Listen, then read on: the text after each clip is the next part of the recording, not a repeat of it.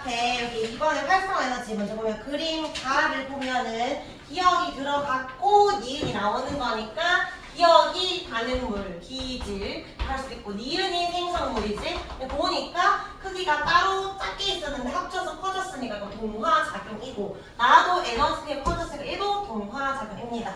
분자당 에너지 양은 동화는 생성이 더 크니까 니은이 더 크다라고 해야 되고 효소가 있을 때 에너지는 언덕이 낮을 때니까 E1 더하기 E2라고 표시하면 되겠지. 그 다음에 효소의 농도가 증가하더라도 E2인 반은 열은 안 작아집니다. 작아진다 X. 근데 양이 많아진다고 해서 이 언덕이 계속 내려가는 것도 아니다. 효소가 없을 때 아니면 있을 때 딱 고유값입니다. 그래서 둘 다 X라고 해야 되고 자 뒷장에 4번에 카탈레이스 이거 오늘 실험을 좀 덜 봐서 좀 헷갈렸을 수 있는데 그 과산화수소 있잖아. 화학식의 H2O2지 반응식부터 먼저 쓰면 시간이 지나면 물과 산소로 분해됩니다.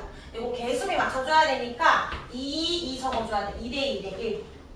근데 이게 물과 산소로 분해가 되지만 사실은 굉장히 오랜 시간이 걸리기 때문에 이 반응의 속도를 높여주는 촉매가 필요해. 보통 이산화 망간이라는 촉매를 써서 빠르게 분해시키는데 우리가 상처 소독약을 쓸 때 상처나고서 바르면 이걸 넣지 않아도 거품, 탄소를 볼 수 있었던 이유는 우리 혈액 속에 이산화 망간 같은 과산화수소 분해시킨 효소가 있었는데 이게 카탈레이스야. 조금 이따가 한 번 더 설명할 거야. 자, 이 효소 때문에 우리 눈에는 빨리 볼 수 있었던 거거든. 자, 어쨌든 이 기포가 산소지, 산소 확인하는 방법 잘 타니까 보통 뭘 갖다 대? 꺼져가는 불씨나 또는 향불을 가져다 냅니다. 자, 향불을 가져다 댄다. 또는 가져다 대면 어떻게 된다? 다시 잘 타오른다. 그러니까 얘가 잘 타게 하는 성질이니까.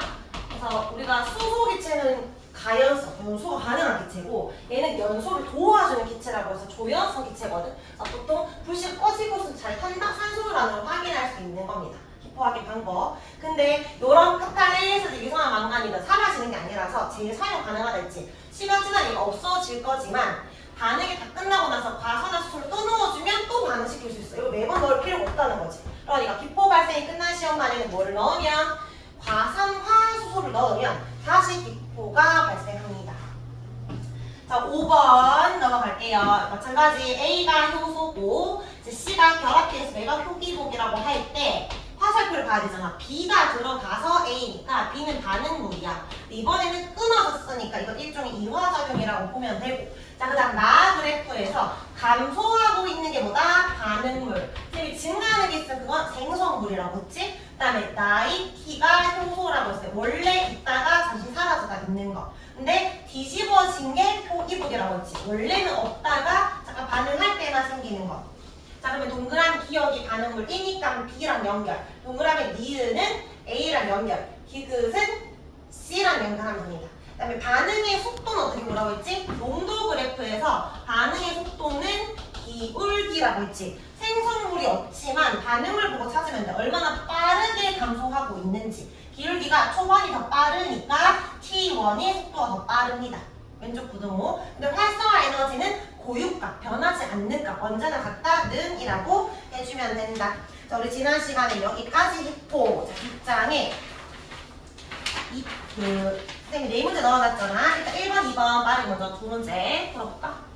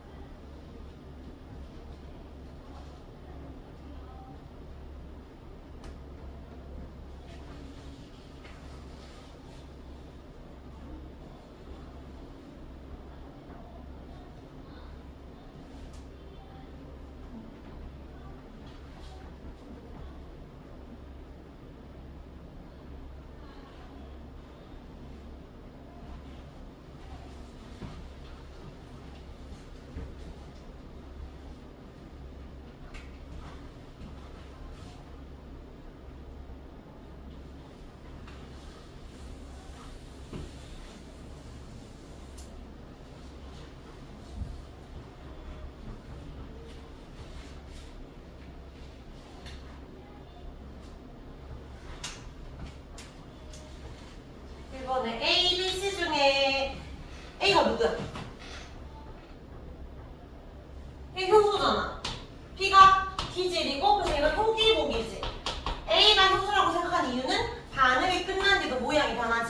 많아졌으니까. 자, 그럼 주성분이 단백질이면 효소니까 B가 아니라 A라고 해야 되고, 기질은 B가 아니라, A가 아니라 B라고 해야 되겠지. 효소나 효기복이나 둘 다 단백질이 들어있기 때문에 온도나 pH 영향을 받습니다. 답은 2번. 자, 그 다음에 밑에 2번에 이 그래프 기억나지? 에너지 그래프 오른쪽 할 때 활성화 에너지가 즉 E1과 E2가 있는데 언제 효소가 있는지를 물었거든. 하나는 효소가 있을 때는 없을 때. 우선 E2부터 먼저 보면 활성화 에너지가 만약에 여기다. 그럼 얘는 반응이 일어나기 위해서 필요한 최소한 에너지가 E2라는 거거든. E2보다 높은 반응물들은 넘어갈 수 있어. 이 반응을. 쌤이 이거 서울대가는 거라고 하면 예를 들어서 90.2 활성화 에너지 최소 기준이야. 90점 이상의 점수를 가진 애들은 넘어갈 수 있다는 거지. 근데 효소가 들어가면 이런 언덕을 좀 낮춰준다. 최소 기준을 80점만 맞춰도 된다는 거야. 그러면 80에서 90인 애들도 같이 넘어갈 수 있게 되겠지? 반응할 수 있는 분자 수가 더 많아지니까 속도가 빨라지는 거야. 즉 E2는 효소가 없을 때고 A가 E1 지점이 효소가 있을 때겠지. 언덕이 낮아졌으니까. 그럼 기억에 E1보다 E2에서 반응을 일으킬 수 있는 분자수가 많다? 아니지. 더 적잖아. E2는 더 높은 쪽이 있으니까. 그 다음에 니은 E1이 효소가 없을 때가 아니라 있을 때고 E2가 없을 때니까 반대지. 틀렸고 디귿에 효소가 있으면 없을 때보다 어떤 수만큼 이 면적만큼 더 많아졌으니까 디귿만 맞습니다. 3번. 자, 오른쪽에 3, 4번도 풀어볼게요. 일단은 문제 해석부터 보자.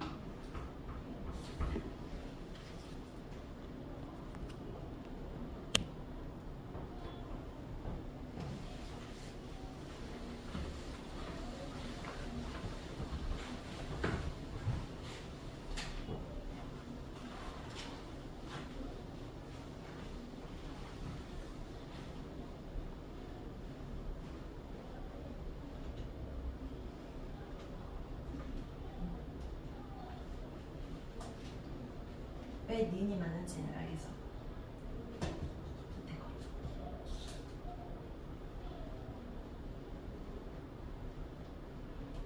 기억 이것이 틀려서 니은이라고 체크한 거 아니지? 니은이 맞는 이유를 알고 니은 체크한 거야? 아니면 헷갈려?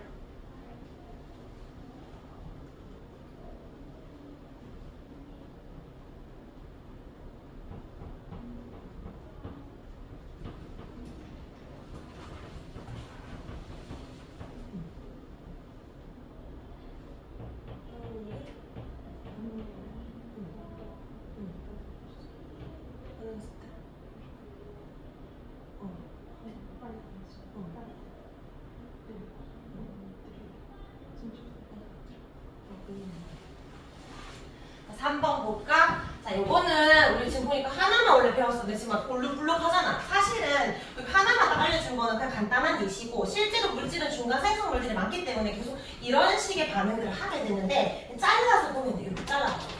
X에서 Y를 거쳐서 Z가 될 때 먼저 X에서 Y를 보면 얘는 에너지 크게 커졌지? 흡열 반응입니다. 만약에 활성화 에너지가 효소가 없었다면 높은 언덕까지고 효소가 있었다면 낮은 언덕까지라고 보면 되겠지? 자, 그 다음에 Y에서 Z로 할 때도 효소 B의 도움으로 넘어가는데 이번에 에너지가 작아졌기 때문에 활성화 에너지 물은 늘 반응물에서 시작해야 돼. 여기서.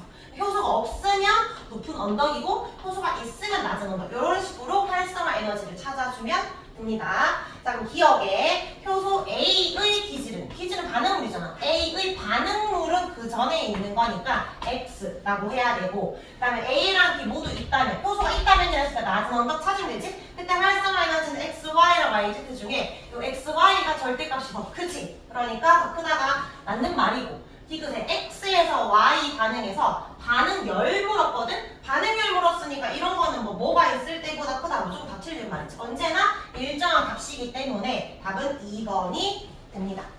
자, 그 다음에 4번 볼게요.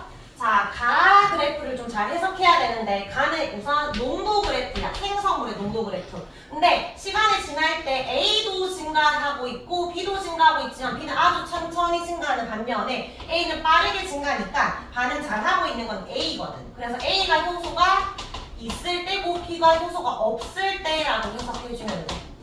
자, 그럼 기억에 A는 X가 없을 때다라고 했으니까 틀렸고, 자, 니은 T1 요 지점에서 반응물의 농도는 B가 높냐고 물었는데, 이 그래프 생성물이지. 반응물을 유추할 수 있잖아. 이게 생성물이니까. 생성물이 빠르게 생겼다라는 건 그만큼 반응물은 빠르게 감소했을 거니까 이런 식으로 생각할 수 있겠지. 이게 A 그래프라면, B는 아주 천천히 생기고 있으니까 아직까지 반응물로 존재하고 있다는 거잖아. 반응물에서 생성물이 되는 거니까 얘는 천천히 감소하는 중이겠지. B-는. 그래서 반응물 기준으로 보면 T1 시점에서 아직은 이 생성물로 별로 안 나온 애가 반응물 많이 있다라고 생각해야 되니까 반응물 농도는 B가 높다가 맞는 말이 됩니다. 이은 맞고 디귿 R에서 X의 농도가 증가하면 효소 농도가 증가하면 얘가 더 내려가는 구간이 된다? 그런 의미가 아니라고 했지. 그래서 이거 아니라고 써요. 계속 내려가는 게 아니라 답은 2번이 됩니다. 우리 효소는 조금 헷갈리는 것들이 많은데 쌤이 일단 몇 개만 좀 갖고 왔고 다음에 좀 더 풀어봅시다. 우선 책 81쪽을 펴서 우리 지난 시간에 조금 덜 나갔던 거 마무리하고 그 다음에 유전자도 조금 나갈게요. 지금 학교에서는 생물 어디 하고 있어? 단백질, 핵산, 이지락 그거 하고 있어? 그러면? 세포 들어갔어? 그러면? 나는 공유를 앞에 있어. 선생님 2분 들어오시는데 한 분은 공유결 화학결은 거의 다 끝났네? 한 분은? 어? 물리? 물리하고 있어? 어? 저희도 이제 좀 찍었어. 먼저 전자? 루이스 정도. 루이스 전자 잠시 그러니까 공유결합을 이제 시작했다고? 이제 시작해서 끝났어. 거의 끝났어. 물리는? 물리 다 끝나가? 물리 파트 다 끝나가? 지구학도 내가 다 했잖아. 나 생물 들어가겠네. 근데 생물 자체를 아무것도 안 했지? 너희 학교 그 선생님 두 분 둘 다 그 전공이 생물 아니지? 한 분은 뭐야? 지구과학 학생. 한 분은? 몰라? 알 수 없어? 아, 누구지 몰라? 아, 지구과학 학생 나이 많아? 그런 건 아니고? 근데 그래서 지구과학을 중간고사 때 미리 다 나갔구나. 약간 경희를 뭔가 거기도 그 뭐지 통합과 학생이 2분인데 한 명은 화학생이고 한 명한테 그 쌤인데 이게 물화생지가 다 있으니까 최대한 한 명은 화학이고 한 명은 예를 들어 지구과학이잖아. 생물을 아무도 안 하고 싶은 거지. 준비도 안 돼 있고 하니까 미루는 거야. 그래서 그냥 화학 몰빵 이거 몰빵 약간 경희도 그렇게 했다고 하셨었거든. 그래서 지금 일단은 나 마지막에 자기들이 뭐 가려고 해가지고 뭐 담당하겠다 이랬다고 하는데 정확히 글을 쓸 일 없을 것 같은데 생물을 아예 안 나가네? 그러면 그 쌤이 둘 다 생물 하실 거 아니야. 지금 생물만 엄청 많이 남았으니까. 알겠어. 일단은 자 채워보자. 81쪽에 우리 카탈리스 아까 쌤이 과산화수소 분해하는 효소라고 했는데 한 번 더 적어줄까? 과산화수소는 물과 산소로 분해됩니다. 긴 갈고는 반응식 한번 써보면 되고요. 화학 반응식. 자, 시험관에 3% 과산화수소를 넣습니다. 희석 있는 거 5ml씩 넣어두고 요 A, B, C에 똑같이 넣어줄 건데 여기에 얘가 오랜 시간이 지나도 분해가 안 된다고 했잖아. 그래서 이 효소를 넣으면 정말 분해되는지 확인하고 싶은데 이 카탈레이스가 혈액에만 있는 게 아니라 모든 생물을 다 가지고 있거든. 대부분의 생물들은 식물도 있어, 당근도 있어, 다 있는데 자, 특히 어디 많냐면 동물의 간, 심장 말고 간, 그 다음에 감자에 많아. 그래서 카탈리스 따로 빼내는 게 아니라 그냥 간을 넣을 거야. 감자를 넣을 거야. 그럼 어차피 그 안에 얘가 있을 거니까 빠르게 분해시킬 거고 우리 눈에 산소가 보일 거거든. 그래서 이 A, B, C에다가 똑같이 과산화수소 넣은 다음에 A는 그대로 뒀어. 아무것도 넣지 않았기 때문에 비교하기 위한 거라고 보면 되겠죠? 그러니까 대조군이라고 하면 B에는 생간, C는 감자 조금 넣었으니까 얘들이 실험군이야. 자, 요때 A는 우리 눈에 아무런 관찰이 없겠지. 굉장히 오래 걸리기 때문에 기포가 없다면 B랑 C는 감자랑 생간을 넣었더니 기포가 발생하는 것을 볼 수 있어. 아, 그 말은 생간과 감자 안에 카탈레이스가 있구나 라고 우리가 유추할 수가 있고, 자, 그 다음에 두 번째, 이 기포가 뭔지 확인하기 위해서 여기 향포를 넣었어. 향을 넣었더니 불씨가 잘 타네? 알 수 있는 거? 산소가 들어있구나. 이 기포는 산소구나를 알 수 있어. 자, 그리고 나서 모든 반응이 끝났거든? 기포 발생이 끝난 다음에 다시 이 반응물, 과산화수소를 넣었더니 또다시 기포가 발생해. 그 말은 간과 감자 쪽으로 계속 넣지 않아도 재사용이 되구나를 확인할 수 있는 거예요. 자, 방금 쌤이 설명했는 거 정리해볼게. 자, 1번 시험관 A는 기포가 안 보이지만 2번 BC만 보인다라는 건 간과 감자에 카탈레이스의 촉매작용이 있었기 때문에 분해가 되었다라는 거고, 이 꺼져가는 불씨를 넣었을 때 잘 타오른다가 산소 확인 방법이지, 이 기포는 산소구나를 확인할 수 있고, 그 다음에 반응이 끝났는데 다시 반응물을 넣어도 또 반응할 수 있는 효소는 재사용이 가능합니다. 근데 이때 간을 우리가 순대 먹을 때처럼 익힌 간을 쓰면 될까? 안 될까? 왜 안 될까? 효소는 열에 약하니까, 맞지? 효소는 단백질이잖아, 조성분이. 그래서 열에 약해서 입체 구조가 바뀌기 때문에 생간이나 감자도 생감자를 써야 됩니다. 자, 그리고 이거 반응, 이거 너희가 계속 재사용 가능하다는 문제를 풀다 보면은 빨리빨리 풀게 되는데, 다시 반응할 때 과산화수소를 다시 넣어야 재사용 가능한 거야. 기포가 나오는 거야. 감자를 다시 넣는 게 아니야. 생간을 다시 넣는 게 아니라 반응물인 과산화수소를 다시 넣어야 반응이 다시 일어납니다. 자, 이제 오른쪽에 효소의 한 장 넘겨서 활용해볼게요. 여기는 진짜 쉬워. 문제 안 나오거나 나온다면 한 문제 정도인데, 나왔을 때 안 읽었으면 너무 좀 헷갈리기 때문에 무조건 한 번은 좀 제대로 정독을 해야 돼. 일단 효소는 물질 대사에 관여한다라고 했는데, 물질 대사가 다 우리 몸의 생명 현상과 관련있기 때문에 효소가 망가지면 생명 시스템도 망가집니다. 근데 이런 효소를 바깥에 꺼냈을 때 작용할 수 있을까 없을까? 그러니까 물질 대사라는 건 반드시 우리 몸 안에서 일어나는 거잖아. 그 물질 대사 도와주는 효소를 꺼냈을 때 얘는 밖에서 활용할 수 있다 없다?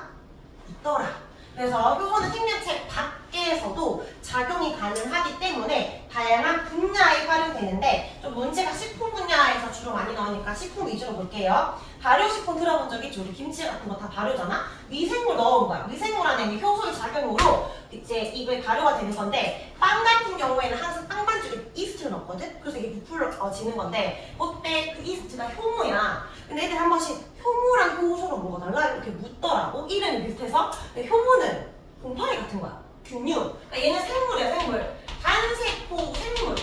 생명체고 미생물이고, 효소는 뭐야? 단백질이지. 얘는 생명체가 아니잖아. 맞지? 효모 속에 효소가 있는 거야. 이름이 비슷한 이유는 우리가 처음으로 효소를 발견한 게 효모에서 발견했거든. 그래서 이름이 좀 비슷할 뿐인 거야. 자, 어쨌든 빵?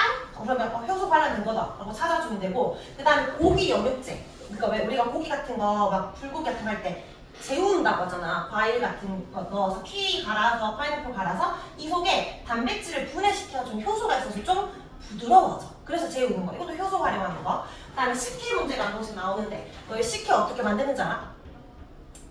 밥을 해, 일단. 혹시 집에서 만든 거 본 적 없어?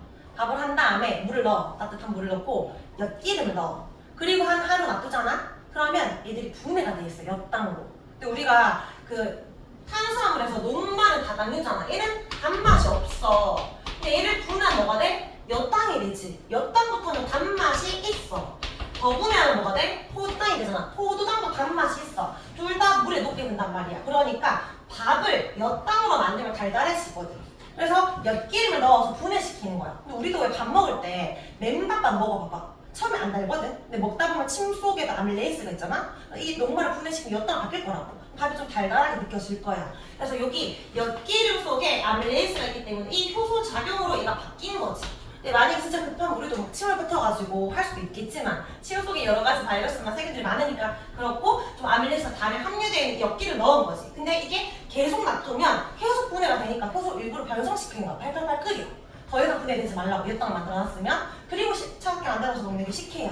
근데 이 식혜를 계속 끓이잖아? 물을 날리잖아? 뭐가 될까? 여시대, 여. 끈적끈적한. 그러니까 그걸 말하는 겁니다. 어쨌든 이것도 효소 관련된 거. 자, 그다음 의약품에서 소화제는 소화효소가 들어간 건데 항생제 너희 먹어본 적 있지? 우리나라 많이 먹잖아. 근데 이게 세균 죽이는 건데 얘가 뭐냐면 세균은 세포벽이 있거든. 동물은 없어. 우리는 없어. 그러니까 세포벽을 합성할 때 합성 효소가 필요한데 이 효소에 대한 저해제를 먹는 거야 우리가. 이걸 먹잖아? 그러면 세포벽이 합성이 안 되겠지? 근데 우리는 세포벽이 없어서 상관이 없는데 세균은 본인이 만들어질 수가 없잖아. 그러니까 죽는 거지. 이런 식으로 저해제 같은 걸 쓰기도 합니다. 나머지 한번 읽어보면 되는데 이거 읽잖아? 이거 소질정화 관련 예시 나왔어. 이거 어떤 분야야? 라고 했을 때 너희가 좀 못 찾는 경우도 있으니까 어떤 분야인지 그런 거 한 번만 좀 정독해주면 돼. 뭐 혈당 측정기 이런 거라든지 그리고 이런 것도 좀 많이 헷갈려 하는데 뭐 키위즙과 파인애플즙에 뭐 녹말 분해 효소가 있다 이렇게 물어. 근데 이런 것도 약간 상식이 없으면 좀 헷갈려요. 고기니까 단백질 분해 효소야. 아마 때 같은 게 단백질 분해 효소인지 지방 분해 효소인지 그런 것들 좀 짜잘한 것들을 좀 한 번씩 동그라미 치면서 효소치액은 탄수화물 분해 효소 이런 것들 한번 읽어보면 됩니다. 근데 학교 교과서 학습지에 있는 거 위주로 외워주면 된다. 자, 효소는 기본적으로 내고 끝났고 이제 심화 과정으로 한 번 더 정리하고 마무리할 겁니다. 84쪽. 아마 정화는 나올 거예요, 여기가. 우리 그 물질 대사에서 반드시 필요한 애가 누구지? 효소. 효소가 들어가면 뭐를 낮춰준다? 활성화? 에너지를 낮춰준다. 활성화 에너지가 낮아지면 뭐가 빨라진다? 반응 속도가 증가한다. 그러니까 속도가 증가한 요인이 활성화 에너지 낮추는 것만 있다 그랬나요? 그게 아니라 했지? 아까 요 에너지 그래프 있었잖아. 요 에너지 그래프에서 이렇게 활성화 에너지가 이렇게 있으면 효소가 들어가면 얘를 낮춰주잖아. 낮추니까 더 많은 애들이 넘어가고 속도 빨라진다 했는데 더 많은 애들이 넘어갈 때 꼭 이 기준 낮추지 않아도 서울대 더 많이 할 수 있는 거 어떤 거 있었지? 다 같이? 공부 열심히 해서 상향 평준을 하면 된다 했잖아. 그러니까 에너지를 다 같이 늘린다라는 건 얘들 입장에서는 열 에너지가 증가하는 거니까 내가 얘들을 가열시키면 돼. 굉장히 뜨겁게 만들면 돼. 온도를 높이는 것도 하나의 방법이고 아니면 우리 학교 학생들을 전교생을 두세 배 늘리는 거야.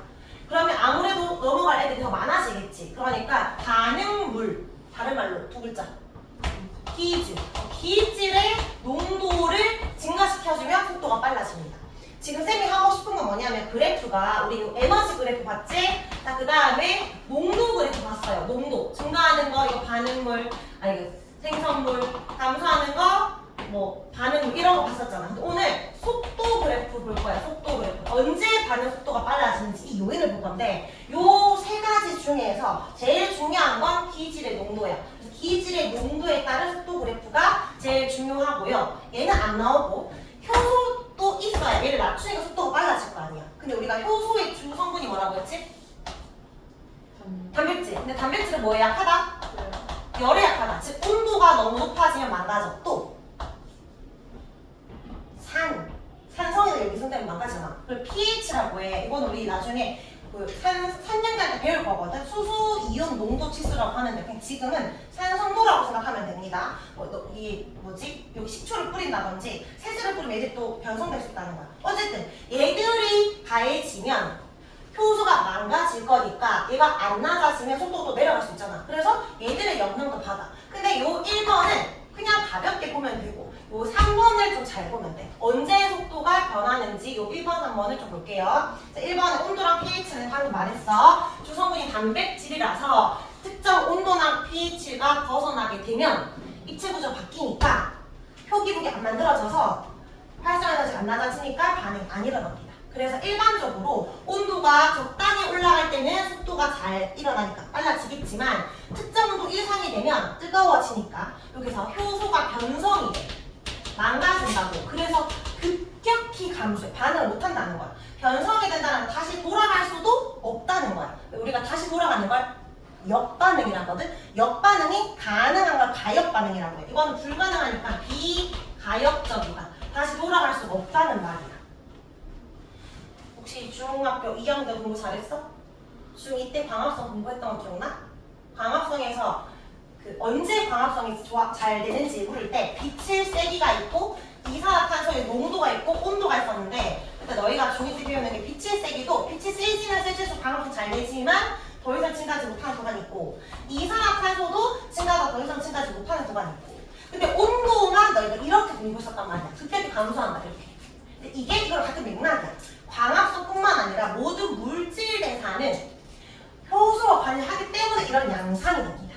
근데 봐봐 여기 오른쪽 보면 무기촉매랑 효소의 차이 똑같이 과산화 수소를 분해하지만 카탈레이스는 효소니까 갑자기 급격히 감소하는 양상이 보였는데 이산화망간은 똑같이 과산화수소를 분해하지만 얘는 효소가 아니야. 그냥 화학 물이야. 무기촉매야. 얘는 그냥 뜨거우면 뜨거울수록 반응을 굉장히 잘하기 때문에 얘는 쭉 증가해. 그러니까 이렇게 내려가는 이유는 효소, 단백질에 나서 그렇습니다. 자, 근데 이때 조심해야 되는 건 보통 37도가 나오니까 항상 효소는 37도 이상이 되면 결성된다고 생각하는데 생명체마다 다 달라. 그래서 본인들이 좋아하는 최적의 온도가 따로 있습니다. 밑에 보면 그냥 이건 이해만 하면 돼. 북극새우 추운 곳에 살잖아. 화산지대에 사는 미생물 뜨거운 곳에 살지. 얘들은 그 온도에 맞춰져 있기 때문에 각자 4도씨에서 제일 빠르고 95도씨에 제일 빨라. 자기들이 제일 좋아하는 온도는 따로 정해져 있고 그 온도가 벗어나면 그때 변성이 되는 겁니다.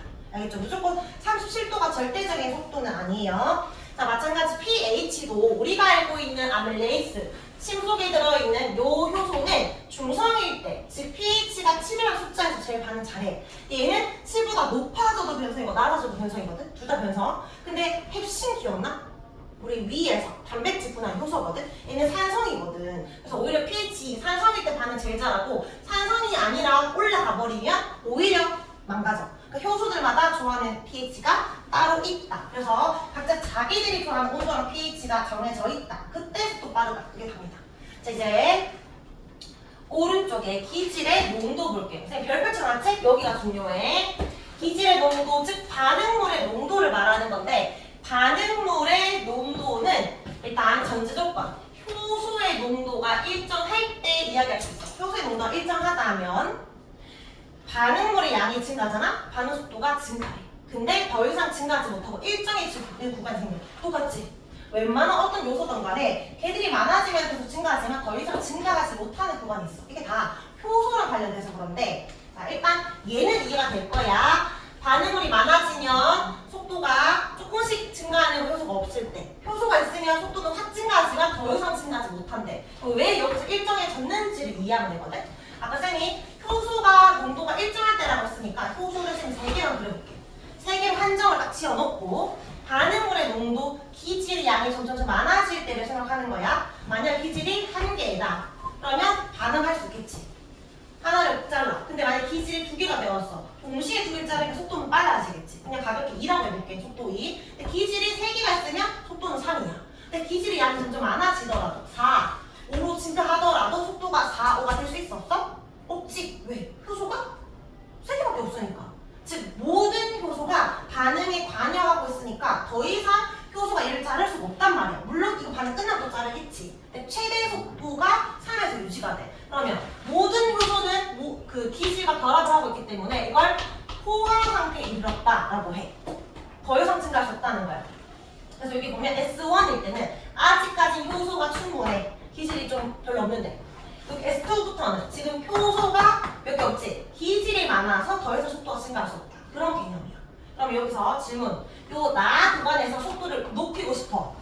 뭘 더 넣어줘야 돼? 효소를 더 넣어야 돼? 기질을 더 넣어야 돼? 기질. 효소가 부족해서잖아. 기질이 지금 충분하고 효소 부족하니까.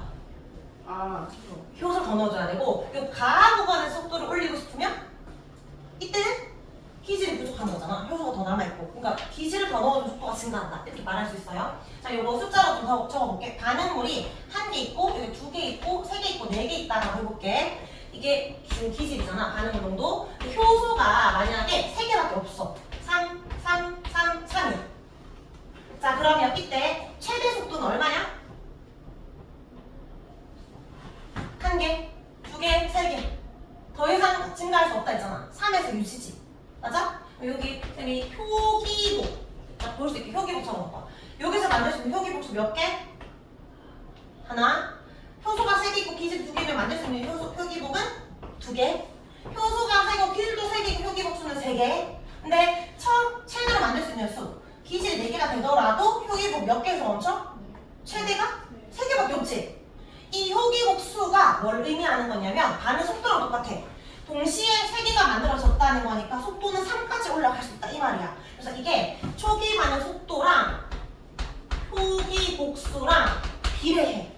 이게 문제를 잘 이해해야 돼. 그러니까 S1 시점과 S2 시점 중에 언제가 속도가 빨라? 지난 시간 우리 농도 그래프 봤지? 농도 그래프는 얼마나 빠르게 증가하는지 기울기를 보는 거겠지만 이거 무슨 그래프야? 속도 그래프지. 말 그대로 속도 값이잖아 위로 가는 게. 속도는 얘가 여기고 얘는 높은 곳에 있잖아. 얘가 속도가 더 빠른 거지. 맞지? 얘가 더 빠르다고 해야 돼. 근데 어떻게 질문하냐면 S1일 때보다 S2가 속도가 빨라? 라고 묻는 게 아니라 S2일 때 표기복수가 더 많아? 이렇게 물어. 근데 이걸 갖다가 미리 생각 안 해놓으면 너희가 막 생각하거든. 얘랑 이렇게 결합하는 거 너 막 상상해. 그렇게 생각하면 당연히 복잡하지. 그냥 같은 말이라고 해석하면 돼. 표기복수가 많다? 즉 속도가 빠르다. 이거 같은 말. 그래서 지금 속도가 1, 2, 3, 3, 3, 3, 속도 3, 3, 4 이런 말이야. 자, 근데 여기서 쌤이 효수를 망가뜨렸어. 저해제 같은 거 넣어서. 3이 아니라 2가 되었어. 그럼 최대 속도 얼마에서 멈춰? 최대 속도는 2, 2, 2니까 표기복은 1, 2, 2, 2가 되겠지. 그러면 이 값이 어디로 가야 돼? 위로 가? 아래로 가? 아래로 가겠지. 2에서 더 이상 증가할 수가 없잖아. 근데 그릴 때 요렇게가 아니라 여기 이 지점에서 이미 포화가 됐으니까 여기서부터 가야 돼.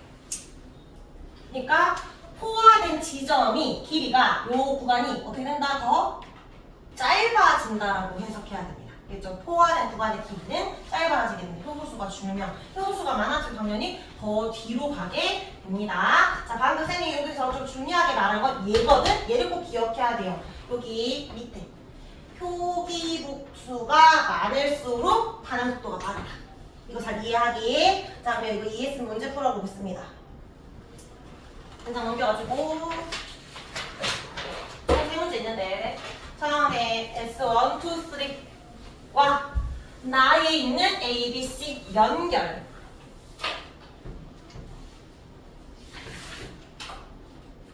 S1은 수민아 아직까지는 기질이 별로 없기 때문에 누구랑 연결해야 되지? C. S2가 딱 떨어진 지점이니까 A, S3는 이제 기질이 더 많은 상태니까 B가 됩니다. 자, 이번에 기질의 농도가 S3일 때 기질을 추가하면 어떻게 될까? 3번 S3일 때 효소를 추가하면 어떻게 될까? 물었어. 요 S3는 지금 기질은 충분한 상황이잖아. 효소가 부족한 상황이지. 그럼 뭐를 넣어야 속도가 빨라져? 효소. 그러니까 효소 넣는 속도는 증가하겠지만 기질 넣으면은 여전히 일정하겠지. 더 이상 증가할 수 없습니다. 자, 2번 문제 풀어보자. 효의 농도가 아니고 효소의 효소. 효소의 농도가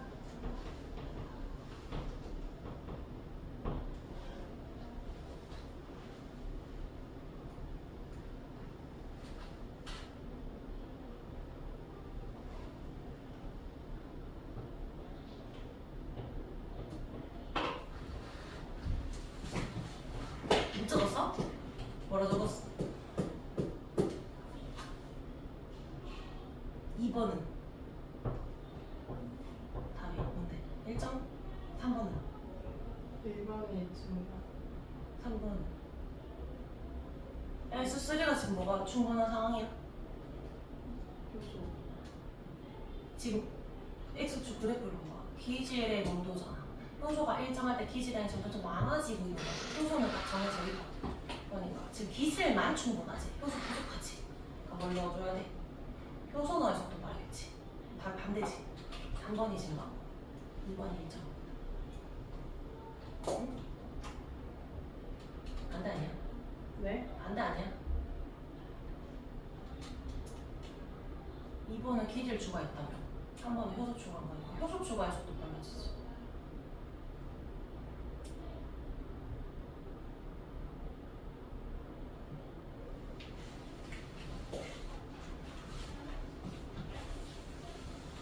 자, 효소의 양이 A일 때랑 2A일 때랑 반응물의 농도가 S1일 때 단위 시간당 생성된 형성되는 효기복의 양. 근데 굉장히 좀 복잡해 보이지만 결국 쌤 이걸 뭐라고 해석하랬지? 속도. 효기복이 많으면 속도가 빨라져. 그러니까 S1일 때 A랑 2A일 때 속도 차이가 얼마나 나냐 물은 거죠. S1일 때 효소 양이 A면 0.25, 2A면 0.5. 몇 배 차이나? 2배. 그러니까 A일 때보다 2A일 때 2배 더 많은 거지. 효기복의 양이. 그 다음에 2번. 농도가 S2일 때. S2는 언제야? 포화 상태를 말하고 있지? 포화일 때 반응물과 결합하지 않은 효소의 양이 같은지 다른지 물어보거든. S2는 어떤 상태라고? 포화 상태라고. 무슨 말이야? 포화라는 거. 모든 효소가, 기주가 결합했다. 그림으로 기준이 남는다. 이런 말이잖아. 그러면 결합하지 않은 효소가 있어 없어? 있어 없어? 없어요. 효소가 만약 세 개라고 예시를 들었잖아. 3개인데 여기도 기질이 3개야. 기질이 4개, 5개 늘어나더라도 효소는 더 이상 결합할 수가 없어. 물론 만나고 다시 새로 하겠지만 초기를 지금 말하는 거죠. 초기. 그러니까 딱 3개, 4개 딱 결합 다 됐다고. 모든 애들과 결합하고 있다고. 결합하지 않은 효소는 없다고. 그럼 둘 다 같이 어떻게 같은데? 둘 다 0으로 같은 거지. 그런 효소는 없다. 다음에 3번. 효소의 농도가 A일 때랑 2A일 때 활성 에너지 같아 달라? O, U, 같다 다르다? 같다. 속도가 빨라지는 거지. 활성 에너지가 더 낮아서 속도가 빨라지는 게 아니지? 속도가 빨라지고 다른 이유겠지 뭐 빨리 생각하면 돼. 효소 양 때문에 그런 거지 활성 에너지 때문이 아니라서 같다. 얘는 변하지 않는 일정한 값입니다. 자, 이제 마지막 그래프. 항상 이 그래프 나올 때 뭐부터 봐? 세로축부터 보세요. 세로축. 무슨 그래프인지. 이제 속도 그래프 아니야. 농도 그래프야. 농도.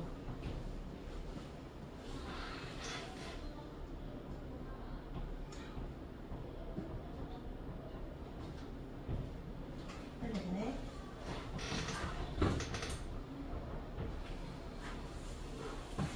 수민, 기억과 니은 중에 언제가 효소가 있을 때야? 기억. 응, 빠르게 만들어졌잖아. 그럼 얘가 효소가 있을 때, 얘는 효소가 없을 때입니다. 기억은 S가 있을 때가 맞죠? 자, 근데 여기에서 그 디귿부터 니은 볼게요. T1일 때 활성 에너지로서 기억이 니은보다 높다. 맞나요? 언제나 그냥 같은 값이라 지금 틀렸고. 자, 디귿을 봐봐. 효소 기질 복합체의 농도는 T1일 때가 높냐 물었는데 이거 뭘 묻는 거라고? 효기복은? 속도. 속도는 여기 T1 지점이 여기지 T2일 때 여기지 언제가 더 빨라? 이게 속도 그래프였으면 이 값이 높은 얘가 빠른 거지만 이거 무슨 그래프? 농도 그래프. 농도는 어떻게 보는 거라 했지? 기울기로 보는 거라고 했지. 얼마나 빠르게 만들어지는지. 그러면 누가 더 빠른 거야? T1일 때가 높은 거지. 이거 맞는 말이지. 그러니까 농도인지 속도인지 잘 봐야 돼. 얘는 농도가 더 이상 증가하지 않지. 이거 어떤 의미라고 했어? 시간이 지나도 양이 증가하지 않는다는 건 반응이 종료되었다라는 그런 의미잖아. 근데 아까 우리 속도 그래프는 더 이상 속도가 증가하는 거지 증가하지 않는 거지. 얘가 반응이 종료되었냐고 물으면 얘는 반응 중이야. 속도값이 최대값이잖아. 더 이상 증가하지 않았다는 거지. 최대 속도 유지 중이지. 그러니까 얘는 종료가 아니야. 반응 중, 얘는 반응 종료. 그러니까 두 개를 구분할 수 있어야 한다. 자, 다 했어요. 자, 뒤로 쭉쭉 넘겨서 페이지 101쪽에 46번.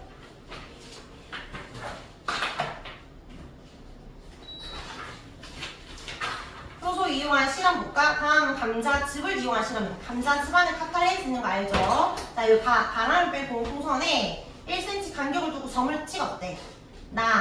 둘 다 과산화수 넣었대. 하나는 증류수 비교하기 위해서, 하나는 감자즙 넣었대. 그럼 어떻게 될까? 감자즙 넣은 곳은 빠르게 분해가 되었겠지? 빠르게 어떤 기체가 나와? 산소. 그러면 풍선을 씌웠으니까 어떻게 될까? 풍선이 커지겠지? 점 찍었던 것들이 간격이 벌어집니다. 자, 그럼 기억에 이 실험은 반응물 감자즙이다. 반응물은 누구야? 과산화수소지. 맞지? 감자가 아니라. B에서 무슨 작용이 일어나? 이거 분해된 거잖아. 무슨 작용? 이화작용. 그다음에 고무풍선 사이 거리는 A보다 B에서 크다. B가 감자즙 있던 곳이니까 벌어졌겠지? 큰 거 맞습니다. 답은 3번. 그다음 104쪽에 54번.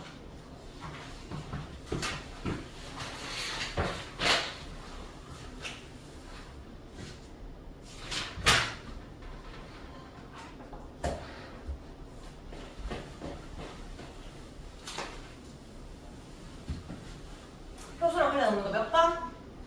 5번. 그냥 단순히 산소 공급한 거니까. 우리 숙제는 여기 106조까지 해서 오면 되는데, 둘 다 뭐 100조까지 안 했으니까, 100일은 지울게. 그냥 106조까지입니다. 알겠죠? 106조까지. 끝까지. 이 책은 끝난 거야. 네. 어차피 다음 주에 예진쌤 아직 이책 덜 끝났다고 하니까, 들고 와야 되니까. 됐고. 쌤은 오늘 셋째 아까 나눠줬죠? 너희한테 있어요.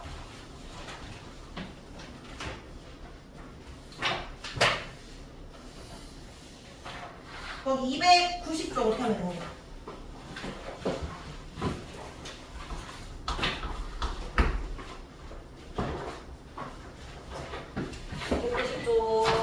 지금 15분 남았는데 15분만 다 설명해야 되는데 우리씩 먹으면서 담을 깨보자. 너희가 지금 제일 두꺼워. 쌤이 지금 시험 대비해주세요. 쌤 거 화생만 있는 거거든? 근데 그 혹시 미리 공부를 좀 할 거면 쌤이 이렇게 숙제를 주지 않아도 너희가 알아서 좀 하면 돼. 쌤이 다 못 주는 것들이 있으니까. 그래, 알겠어.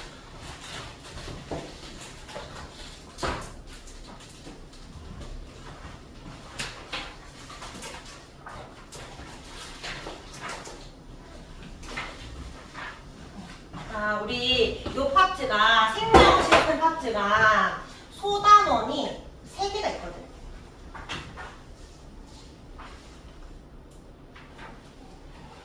너희 지금 펴놨구나.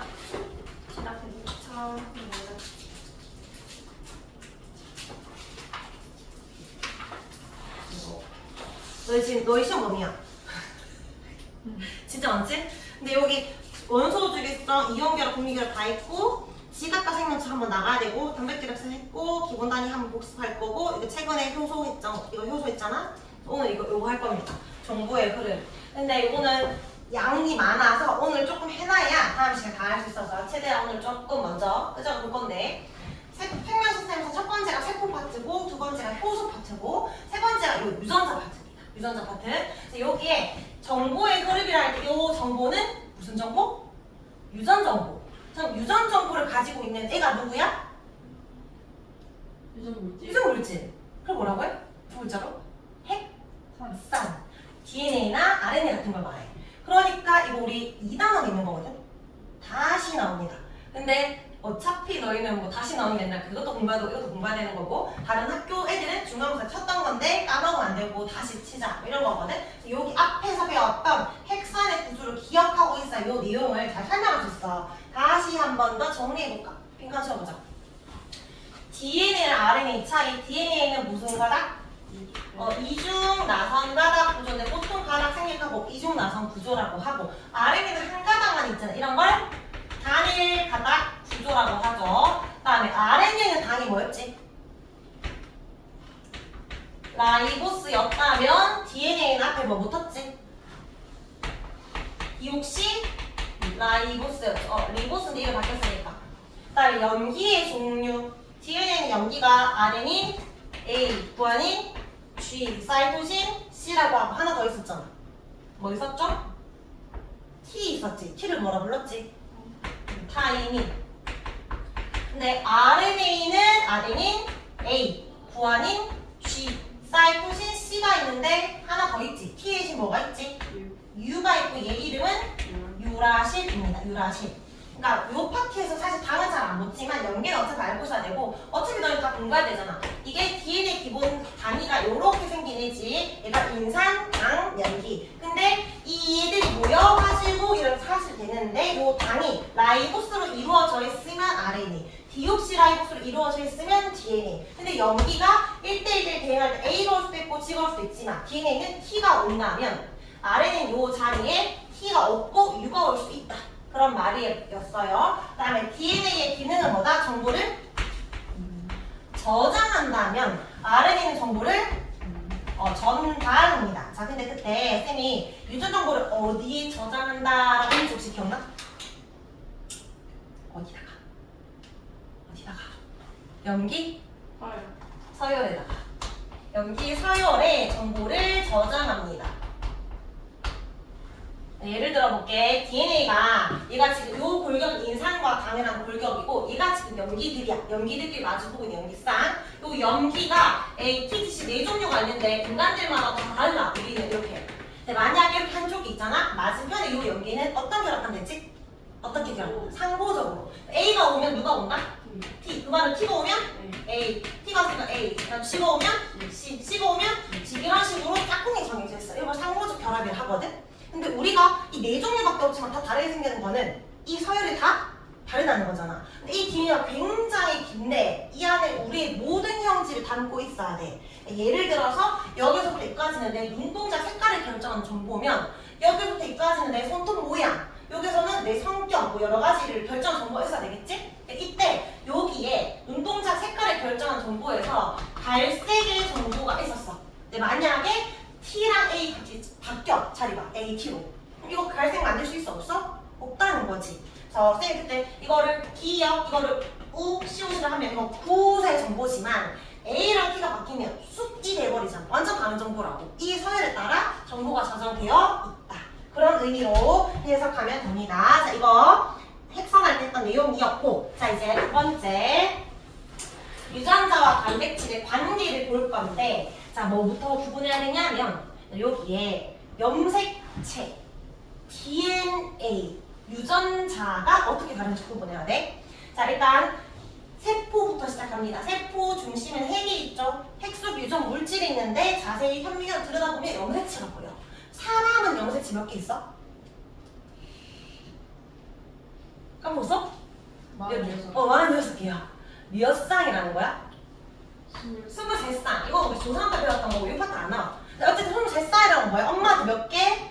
23개. 아빠한테 23개 받아서 내가 46개를 가지고 태어난 거잖아. 그 염색체 안에 내 이런 모양 만들어라고 정보 넣어놓고 나를 만든 거지. 맞지? 그렇게 태어난 거지. 자, 근데 요 염색체가 언제나 현미경을 볼 때마다 저런 모양을 보이는 건 아니거든? 평상시에는 이런 모양이 아니야. 얘는 언제만 볼 수 있게? 이런 염색체는 세포가 분열할 때만 볼 수 있어. 얘는 분열기에만 보이는 거고 평상시 얘가 풀어져 있어. 실모양은 풀어져 있다고 해서 이걸 뭐라 불러? 염색사라고 불러. 평상시 그럼 세포 분열을 준비하는 시기를 간기라고 하는데 어쨌든 시기에 따라 내가 현미경 봤을 때 이렇게 보일 수도 있고 이렇게 보일 수도 있어. 근데 얘가 준비가 다 돼서 얘가 될 때는 이 DNA 값이 2개가 돼야 되겠지? 세포가 2개가 돼야 되니까 얘를 복제를 해. 근데 뜨기 편하게 이거를 응축한 거야. 바로 뜨더라고. 방추사에 여기 실이 달리면 뜯으면 됩니다. 그러면 이거 나중에 뜯긴 건 다시 풀어지는 거지. 어쨌든 모양이 다르고 DNA 양이 다르고 시기에 따라서 이름을 다르게 부르지만 그냥 같은 거라 생각하면 돼. 같은 유전 물질이야. 근데 처음에는 이 실 자체가 곧 염색사라고 생각했는데 자세히 보면 이게 굉장히 굵은 실이거든? 이 굵은 실을 자세히 들여다보니까 얇은 실이 있어. 확대해서 보니까 그 안에 그리고 알갱이들도 존재해. 이걸 또 구분해야 돼. 자, 요 실을 뭐라 부른다? DNA라 부르고 이 알갱이를 뭐라 부른다? 모르면 단백질인데 이 단백질 이름이 히스톤 단백질이야. 얘들로 이루어져 있고 사실 이렇게 떨어져 있는 건 아니고 히스톤 단백질 8개가 있고 거기에 2바퀴 반씩 감겨져서 손뭉치처럼 보입니다. 자, 얘들을 합쳐서 부르는 용어가 또 따로 있어. 얘를 뭐라고 부르잖아 혹시? 유클레오 들일 것 같지만 아닐 것 같지? 뭐 손뭉치처럼 생겼잖아. 뉴클레오 솜이라고 해. 물론 이거는 SOM이니까 조음이라고 하거든. 뉴클레오 조음이라고 많이 읽어요. 어쨌든 이렇게 합쳐서 불러. 그래서 염색사의 기본 단위가 뭐야? 뉴클레오 솜이야. 뉴클레오 솜들로 이루어졌는데 얘들을 다시 뜯어보니까 단백질과 DNA는 둘 다 고분자 물질이거든? 단백질 기본 단위가 뭐지? 아미노산. DNA 기본 단위가 뭐야? 이게 뭔데? 얘가 인산, 항, 염기 이렇게 있잖아. 얘가 뉴클레오타이드잖아. 얘들 기본 단위 뉴클레오타이드야. 뉴클레오소가 다른 겁니다. 알겠죠? 얘들도 기본 단위가 있고 이걸 합쳐서 염색사의 기본 단위가 된다. 자, 근데 요 둘 중에 진짜 유전 물질은 누구다? DNA가 진짜 유전 물질이잖아. 얘 왜 있다?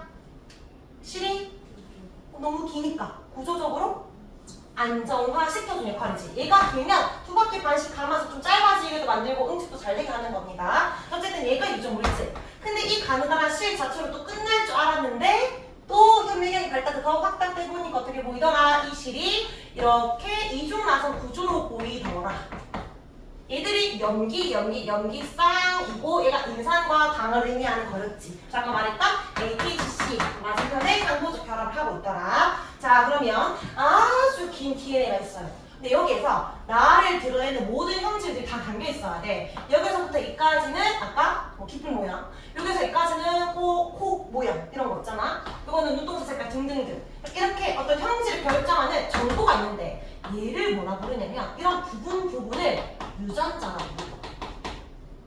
얘도 유전자, 얘도 유전자야. 다시 물으면 하나의 DNA 안에는 한 개의 유전자가 있다. 맞아, 아니야? 아니지. 인간은 한 2만 개 넘게 있어. 우리를 드러내야 게 얼마나 많아. 손톱도 결정해야 돼, 손톱 길이도 결정해야 되고, 맞지? 결정할 것들이 많으니까 유전자는 엄청 많습니다. 근데 여기에서 의미가 있는 정보를 유전자라고 하고 아무 의미 없이 ATTT 있어. 근데 아무것도 해석이 안 되는 데가 있어. 그런 건 비유전자라고 해. 내가 노출됐을 때 내 정보를 바로 알려주기 싫으니까 좀 혼란을 주기 위해서. 자, 그럼 이제 이 염색체와 DNA와 유전자의 관계를 다시 정리를 하면 가장 큰 상위 개념이 염색체이고 염색체 안에 뭐가 있다? DNA가 있다. 누구와 함께? 이 수용 단백질과 함께. DNA 안에 뭐가 있는 거야? 그 안에 유전자가 있는 거야. 물론 의미가 없는 비유전자도 있다 했지? 근데 어쨌든 그 안에 있습니다. 얘가 가장 상위 개념, 가장 하위 개념입니다. 자, 요 세 개 중에서 진짜 유전 물질은 누굴까? 유전 물질 적어라. 뭐라 적어야 될까? 유전자는 특정 부분이고 DNA가 진짜 유전 물질이지. 맞지? 얘가 유전 물질인데 우리가 엄마 아빠는 딱 DNA만 받는 게 아니라 어떻게 받는다? DNA를 받고 싶어서 이게 단백질과 함께 뭉쳐진 상태에서 염색체 모양으로 받는 거지. 맞지? 그래서 전달받을 때는 염색체 형태로 전달받지만 진짜 그 속에 있는 유전 물질은 DNA가 됩니다. 자, 여기 그럼 첫 번째 1번에 뭐라 적어야 된다? DNA가 응축된 애는 염색체. 그 밑에 DNA가 단백질과 같이 있고요. 거기 밑에 DNA 특정 부분을 유전자라고 한다. 이런 유전자는 염기, 소, 열의 정보가 저장이 됩니다. 자, 한 장 더 넘겨가지고 힘들겠지만 조금만 더 해보자. 자, 여기 이 파트, 요 쌤은 요 293쪽까지 한 장까지. 요 왼쪽 페이지 말면 오른쪽 페이지 그냥 거드는 내용이야. 얘를 잘 이해해봐. 방금 쌤이 설명했던 염색체 안에 DNA 안에 유전자가 있다 했는데 요 그림 무슨 말이야? 유전자가 단백질 A를 만들고 유전자 B는 단백질 B를 만들지. 쌤이 아까 나를 나타내는 모든 형질에 대한 정보가 있다 했는데 그냥 가장 러프하게 말하면 유전자는 뭐에 대한 정보가 있냐면 특정 단백질에 대한 정보가 있는 거야. 그러니까 우리 모든 정보는 단백질에 대한 정보래. 굉장히 좀 이상하게 느껴지거든? 그래서 탄단지 중에 탄수화물 없어요? 탄수화물에 대한 정보 없어요? 없어. 직접적인 정보 없어. 지방에 대한 정보 없어요? 없어. 그러니까 지방과 탄수화물이 고분자잖아? 지난 시간에 물질대사 했잖아? 걔들 합성해야 되잖아. 합성할 때 뭐 필요해? 효소 필요하지. 그 안 되면 효소에 대한 정보가 있겠지. 그 분해하는 효소에 대한 정보가 있지. 직접적으로 녹말 만드는 정보 이런 건 없어. 모든 단백질을 만드는 정보가 있어. 단백질이 우리 몸에서 대부분이라 했잖아. 단백질이 근육만 있는 게 아니라 효소도 단백질이고 인슐린 같은 호르몬도 단백질이고 헤모글로빈도 단백질이야. 이게 어떤 단백질인지 모르지만 여러 개의 단백질들이 만들어서 뭘 해? 우리 몸에서 일꾼이야, 일꾼. 여러 가지 기능을 해서 나를 드러내게 되는 거야. 그래서 이 문장이 익숙해져야 돼. 유전자는 단백질에 대한 정보가 있다. 이렇게 이야기해야 돼. 다음 주에 선생님 더 풀어서 말할 거야. 이거를 2단계로 풀어서. 일단 1단계부터 이해하기. 단백질에 대한 정보가 있다. 자, 이제 3단계는 이제 그 세 번째는 유전자와 단백질과 형질, 발현 이렇게 세 개 연결시킬 거거든. 형질이 뭐냐면 형태와 성질이야. 줄임말이야. 여기 뭐라 적혔어? 모양과 성질이지. 우리를 드러내는 모양과 성질. 나를 나타내는 특징을 말하는데 피부색도 나의 형질. 나를 드러내는 거잖아. 눈동자 색깔도 나의 형질. 나를 나타내는 모든 것. 근데 겉으로만 그런 게 아니라 혈액형도 형질. 성격도 형질. 학습 성적도 형질. 나를 나타내는 다 형질이야. 근데 이 형질이 뭘로 표현되게? 유전자에 의해서 내가 나타나는 거잖아. 거기 중간 매개체가 누구야? 단백질이라지. 그러니까 단백질에 의해서 내가 나타나는 거야. 단백질들의 기능으로 나의 형질이 드러나는 거야. 그러니까 유전자가 어떤 단백질 A를 만들고 얘가 어떤 기능을 해서 나라는 형질이 발현이 된다. 이렇게 흐름이 갑니다.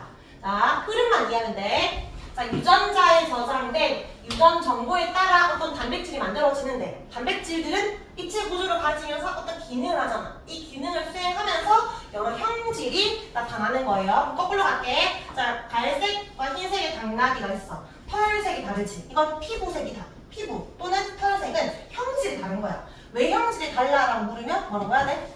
단백질이 달라서라고 해야 돼. 멜라닌이라는 색소 알지? 이거 흑갈색이 색소 단백질이거든. 일종의 색소 단백질이야. 색소 단백질의 양이 달라서 그래. 많은 양의 멜라닌 색소가 있고 얘는 조금밖에 없어서 그래. 왜 차이가 나? 처음부터 만들 수 있는 효소의 양의 차이가 나거든. 근데 이것도 효소의 양 왜 차이가 나? 어디서 시작한 거야? 유전자. 처음부터 많이 만들어라는 정보가 있었고 적게 만들어라는 정보가 있었던 거지. 그러니까 유전자에 의해서 단백질이 만들어지고 어떤 단백질들이 기능을 하면 거기에 따라서 형질이 발현이 되는 겁니다. 밑에 갈로에 한 번 더 적어줄까? 유전자의 유전 정보가 다르면 합성되는 뭐가 달라져서 단백질이 달라져서 무엇이 달라진다?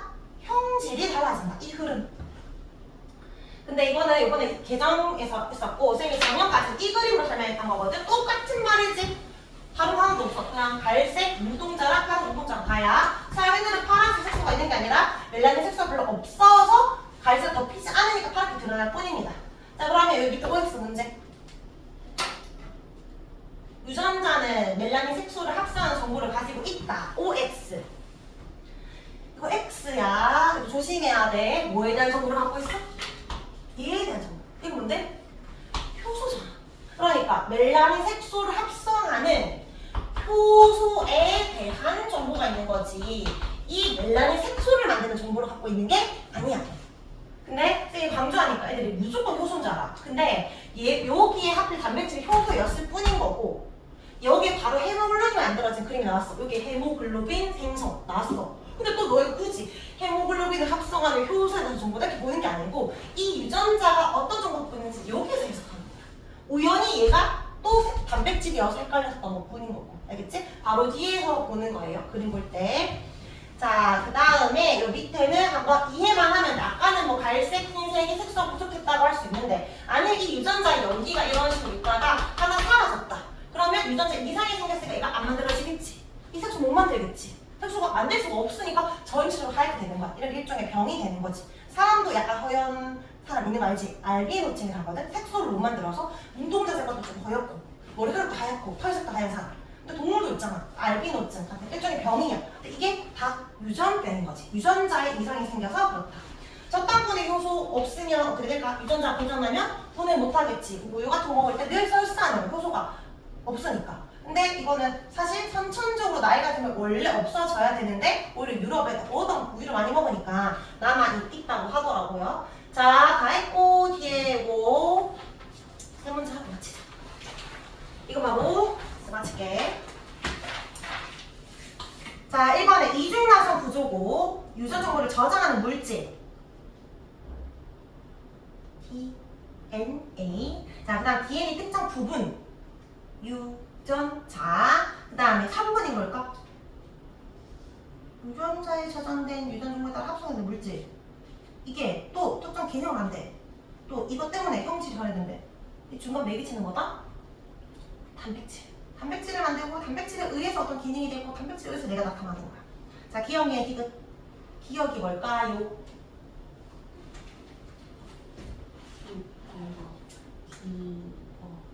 DNA야. 염색사가 아니야. 얘가 염색사지. 이 굵은 게 염색사고 얇은 건 DNA. 니은이 히스톤 단백질. 디귿이 염색체. 여기에 만약 기호를 하나 더 있었어. 이렇게 리을 이렇게. 얘는 DNA가 아니야. 얘는 유전자야. 알겠지? 얘가 DNA지. DNA 특정 부분이니까. 자 밑에 가는 염색체고 얘들 뉴클레오솜이고 그 중에 나가 DNA고 다가 히스톤 단백질이죠. 자 그럼 기억. 가는 세포 분열 할 때만큼 잘할 수 있다. 맞나요? 맞지? 세포 분열 안 할 때는 실 풀어져 있을 거니까. 맞는 말이고 가는 뉴클레오타이드로만 이루어져 있다. 뉴클레오타이드로만 이루어진 건 DNA잖아. 뉴클레오솜으로 이루어져 있다라고 하던지. 맞지? 틀렸고. 다음에 디귿. 나 전체가 평질 발음이 이용된다. 전체가 안 되는 이유가 비유전자가 있잖아. 그래서 특정 부분이 유전자 부분만 형질이 발현되는 거야. 그래서 또 틀렸고. 리을에 나는 단백질이니까 나의 단체에서 나는 DNA니까 뉴클레오타이드. 그 다음에 다는 단백질이니까 아미노산이다. 얘는 맞죠? 동그라미. 자 마지막 하나만 더. 자, 요 A는 뭘까요? 뭐라고 해야 되지? 유전자라고 해야 돼. DNA가 아니라 특정 부분이니까. 선생님 유전자는 뭐에 대한 정보가 있다? 이거 하나 딱 외워야지. 단백질. 그러니까 B가 뭔지는 모르겠는데 단백질이야. 이게 효소일 수도 있고 호르몬일 수도 있는데 일단 단백질이야. 근데 그림 보니까 흰색을 빨간 색깔로 바꿔주는 단백질이네. 일종의 효소이겠지만 이걸 몰라도 돼. 자 그럼 기억. A는 B에 대한 정보가 들어가 있다. 그림이 그런 모양이잖아. 맞는 말이고. 그 다음에 B는 흰색을 빨간 색깔로 바꾸는 단백질이다. 맞지? 어쨌든 이 B 덩어리 단백질이어야 돼. 유전자에 대해서 나온 거니까. 디귿. A에 이상이 생기면 어떻게 된다? 단백질이 안 만들어진다. 제대로. 단백질이 안 만들어지면 이 색깔을 바꿀 수가 없다. 그럼 이 꽃은 흰색을 나타낼 것이다. 맞지? 유전자 하나로 형질이 달라진 거야. 유전자 때문에 형질이 달라지는데 그 사이에 뭐가 있다? 오늘의 핵심은 거기 단백질이 있었다. 그거를 기억해주면 됩니다. 자, 숙제 요거 2장밖에 없어. 숙제는 300 문제만 아까 적었었네. 320쪽에서 323쪽까지.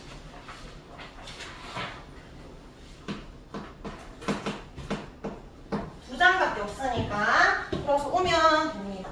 2분만 했는데 아마 예전생이 좀 쉬게 해주실